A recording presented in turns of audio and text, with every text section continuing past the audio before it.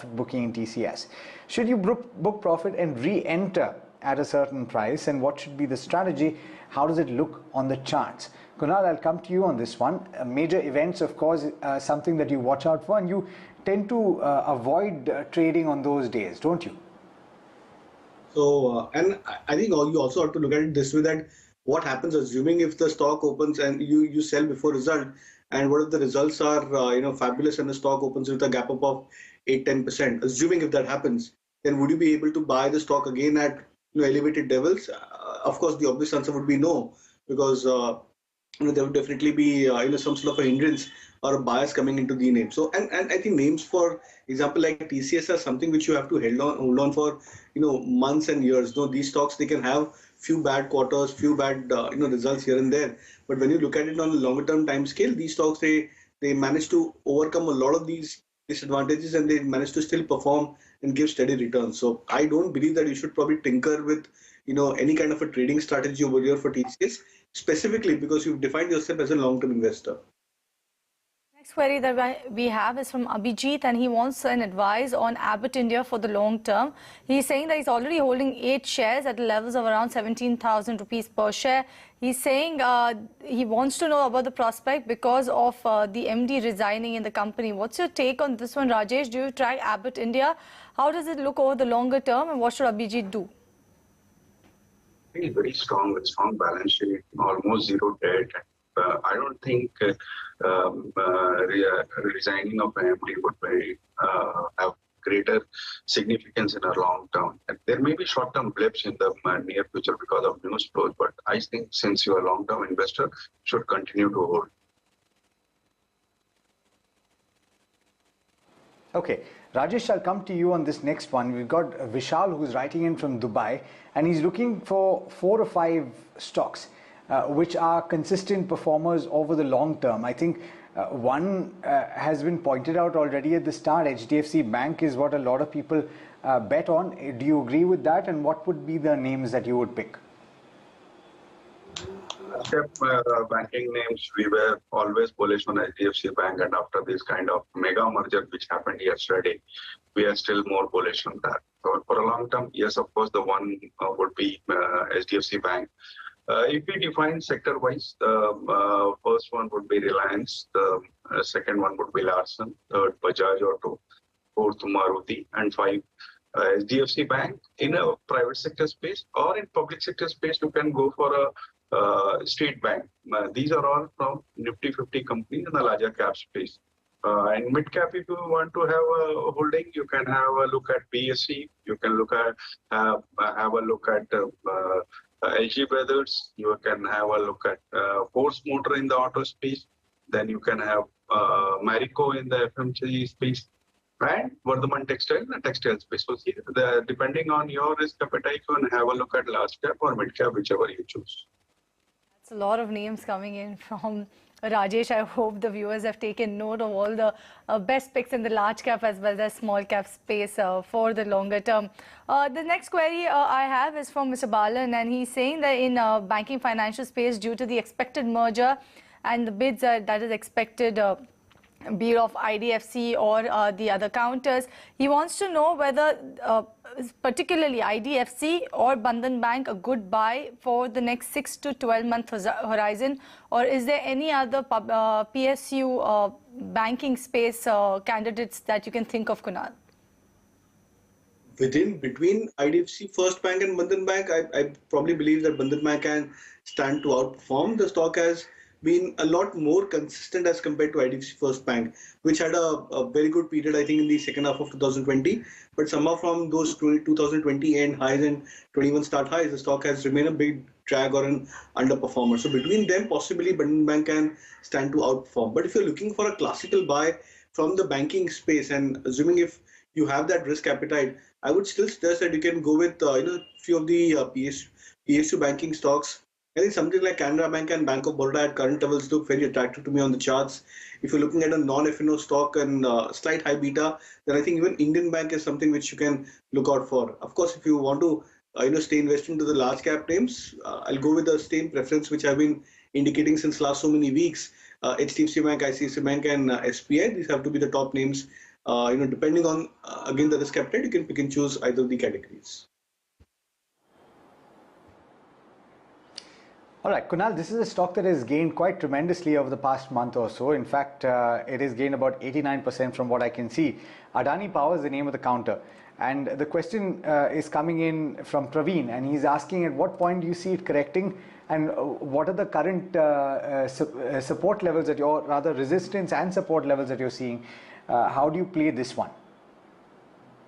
When a stock makes a new high for itself, it becomes very, very difficult to try and determine the next level of resistances, because these are uncharted territories for stock prices. So I think in that regards, it's very difficult to find a major resistance point for Adani Power. But then what we look out for is we look out for the consistency of price uptrends. For example, in the last 10 odd days, the stock has climbed up from 130-40 levels to 220.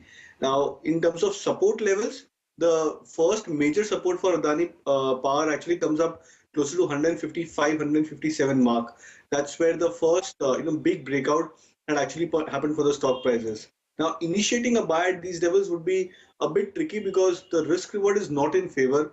The 200 DMA, for example, is at 108. The stock is at 220. So you are at a 100% plus divergence from the 200-day moving average. Those are not great levels to initiate fresh longs. But for guys who have been holding on to long positions, they can just keep on trailing their stop losses. Maybe at 200 could be a good trailing stop loss for guys who've been holding on from much lower levels. This one is from Mangaraju, and he's asking about MSTC. He wants to know if that's a good stock to hold on to. He has about 3,600 shares purchased at 360 rupees per share range. What's your take, Kunal? Do you track this one, MSTC? I'll suggest to avoid the stock, and I believe if you get the stock back to your cost price, you can look to even exit the stock. Okay.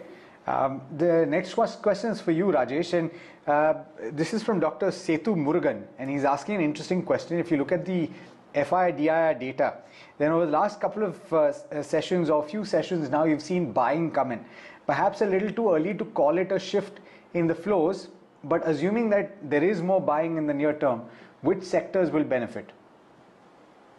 See, you said it right. From the last few sessions, we have witnessed buying. It's almost 5,000 crores as of Friday last week. And I believe that after the kind of correction we have witnessed in the relentless selling, I think there is a change of stance in the FII thing, and they are going to buy for some more time.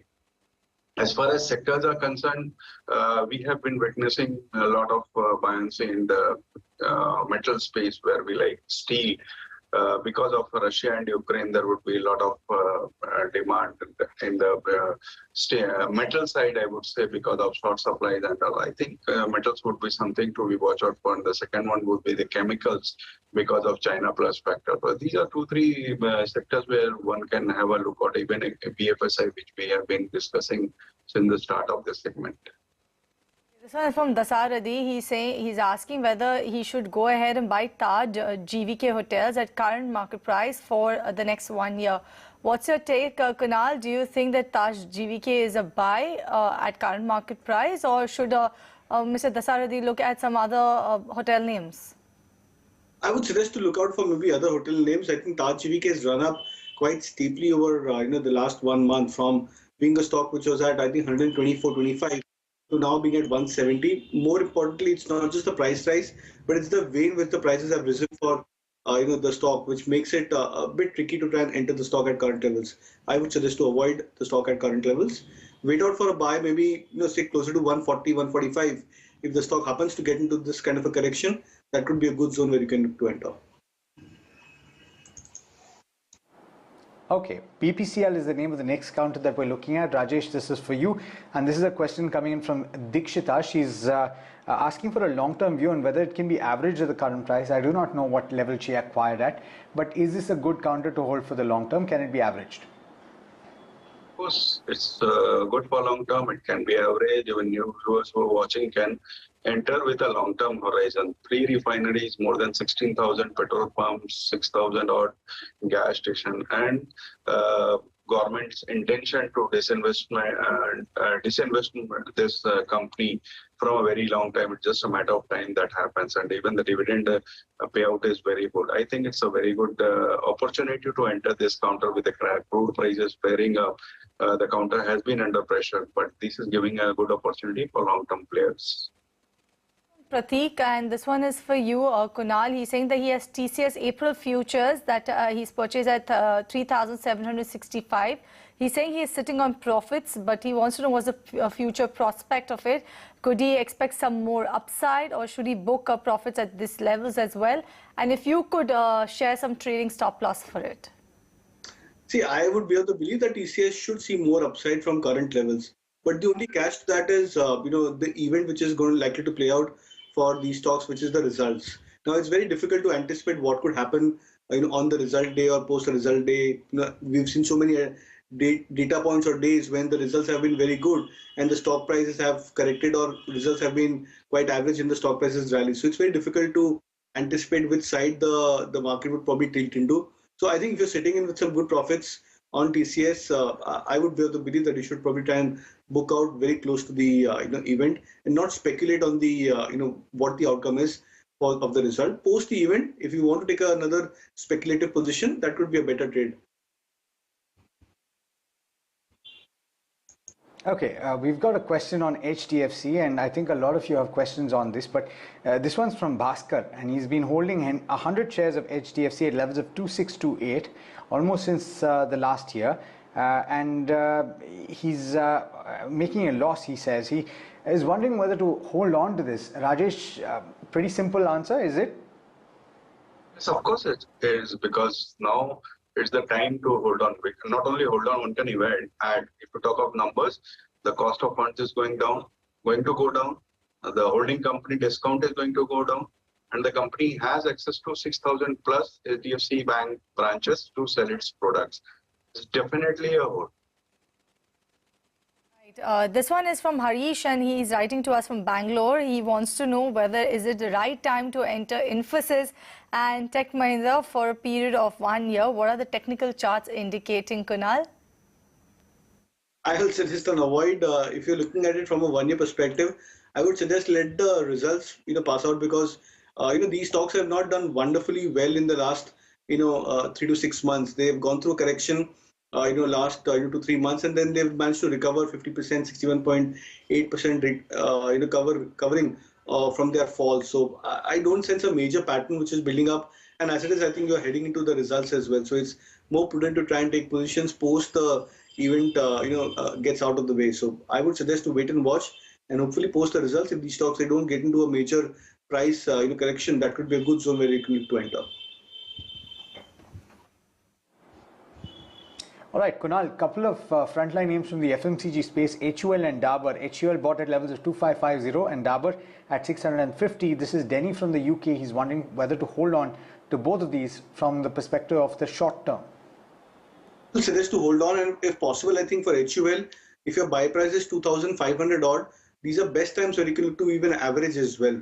So if you can average, it'll be far better, because then there is a higher chance that you may come out of profits much sooner than what it is when the stock would be at 2,500 level. So hold is my call, but I think for HUL specifically, I would suggest to average as well. This one that I have is from Arun Krishnan, and he wants a view on Yes Bank. He's saying he's purchased about 5,000 shares of Yes Bank at the price of 14 rupees per share. He wants to know whether it's okay to hold it for the longer term, and he also is asking, is there any scope that Yes Bank will surpass the 20 rupees per share mark in coming months, because he believes that the quarterly results previously have been good. What's your take on this one, Rajesh? How does Yes Bank look to you?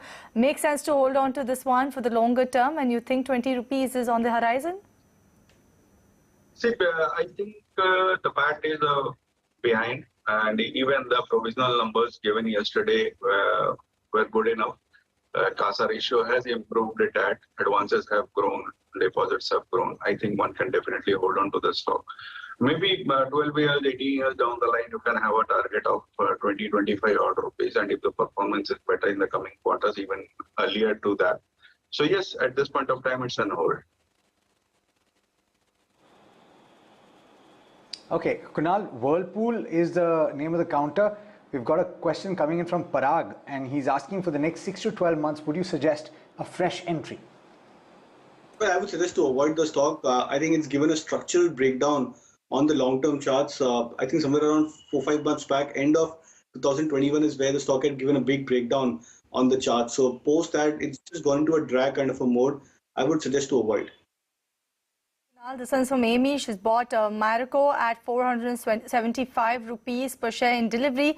She's asking whether she should book profits or is it heading towards 560, and then it's a 52-week high, she's saying. So what should she do with Marico? And I think if it's a trade in cash and more to do with slight medium term to long term, I would definitely suggest to hold on to stocks like Marico. Same is the view with HUL as well. I believe that these are classical names, and the fact that these stocks have had corrected sharply in the last 3 to 6 months makes them very attractive, buy and hold categories. So I would suggest to hold on. All right, gentlemen, it's time to hit the rapid fire segment, so I'll encourage you to give your views quickly. The first one's coming from Puneet. This one's for you, Kunal. Nazara Tech is the name of the counter. He's looking to hold for a period of 2 weeks. He's bought at levels of 1703. Should he do so? You can, and look out for targets in the range of 1880 on Nazara. All right, this one is coming from Indumati. MMTC is the stock, a purchase of 55 rupees per share. Is it good time to average? Please share short-term view. What's your take, Kunal? I'll suggest to avoid, let the stock come back towards 50-52. That's a good price where you can look to exit. Okay, Brightcom Group is the name of the counter. The question is for you, Kunal. Would you suggest a fresh entry? Anup is asking. Apologies, don't track the stocks, so won't be able to offer any comment.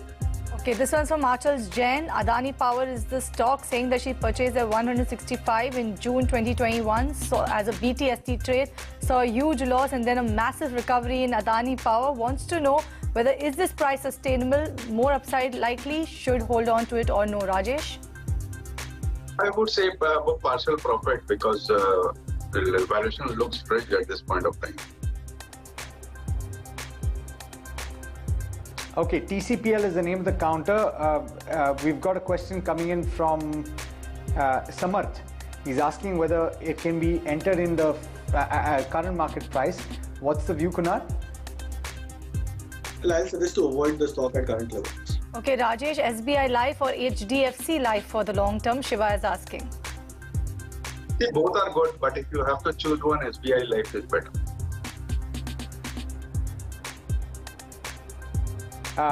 Jayashree is asking about Coromandel International at the current market price for the next 3 years. She's holding at levels of 825.